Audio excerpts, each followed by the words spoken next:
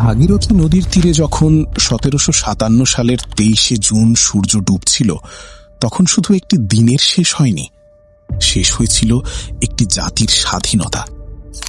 বাংলার সিংহাসনে তখন বসা এক তরুণ নবাব, যার নাম সিরাজউদ্দৌলা।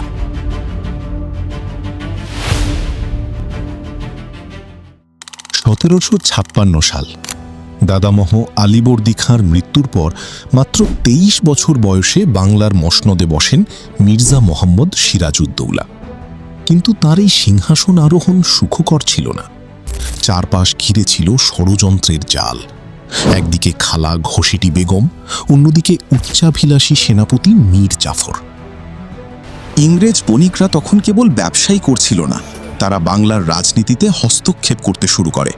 তারা নবাবের অনুমতি ছাড়াই দুর্গ নির্মাণ করে এবং অবাধ্যতা দেখায়।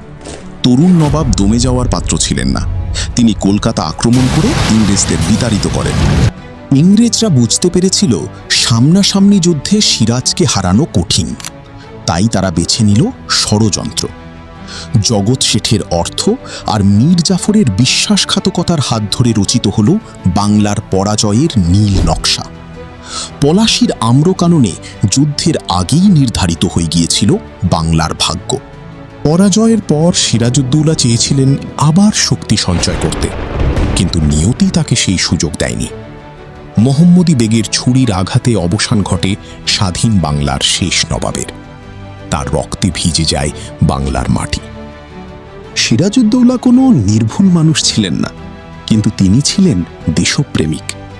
আজ 100 বছর পরেও তিনি বাংলার মানুষের কাছে বীর, আর মীর জাফর হল বিশ্বাসঘাতকতার অন্য নাম।